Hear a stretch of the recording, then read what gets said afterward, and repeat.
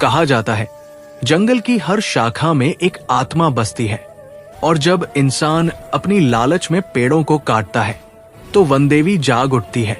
वो न इंसान को बख्शती है न उसके गांव को।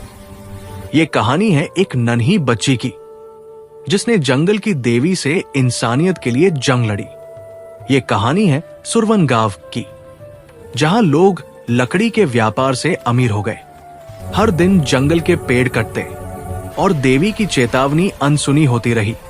गांव का बुजुर्ग कहता हूं रे, अब मत काटो पेड़, देवी रुठ जाएगी।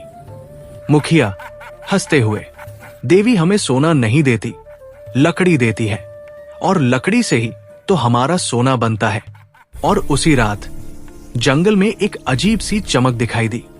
वनदेवी प्रकट हुई। उनकी आंखों में आग थी और उनके आंचल में आंसू। वनदेवी गूंजती आवाज में, जिस धरती ने तुम्हें जन्म दिया उसी को तुम काट रहे हो। अब ये धरती तुम्हें ही निगल जाएगी।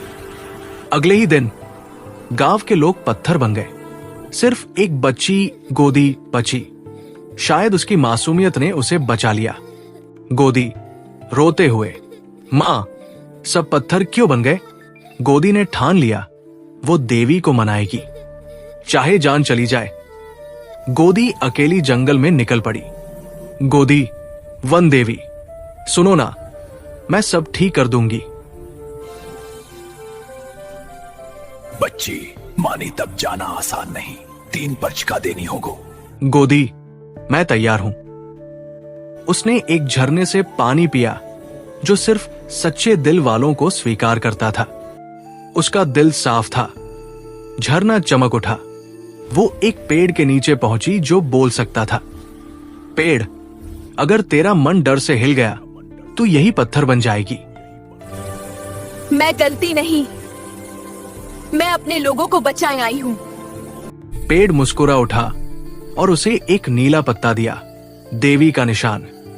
अंतिम द्वार पर नागराज था जो देवी का प्रहरी था। नागराज जो जीवन मांगता है उसे मृत्यु से गुजरना पड़ता है। गोदी, अगर मेरी जान से मेरे गांव को जीवन मिलता है तो मैं तैयार हूं। नागराज ने उसे आशीर्वाद दिया और उसका शरीर धीरे धीरे सोने की रोशनी में बदलने लगा। गोदी, हे वनमाता, कृपा करो। गांव वाले नहीं समझ पाए। वन देवी, बच्ची, इंसान ने जंगल को दर्द दिया, तू क्यों अपना जीवन दे रही है? गोदी, क्योंकि वो मेरी मां है, मेरा घर है, और ये जंगल भी मेरा ही हिस्सा है। गोदी की आंखों से आंसू गिरे, और जहां उसके आंसू गिरे वहां फूल उगाए।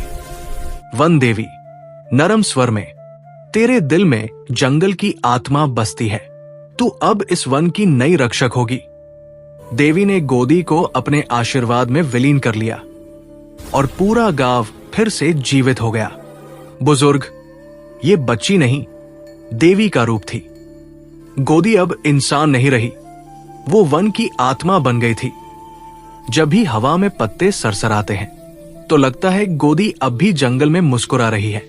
अगर तुम्हें ये कहानी पसंद आई हो तो याद रखो, प्रकृति सिर्फ हमारी नहीं, हम भी प्रकृति के हैं। एक पेड़ लगाना किसी आत्मा को खुश करने जैसा है।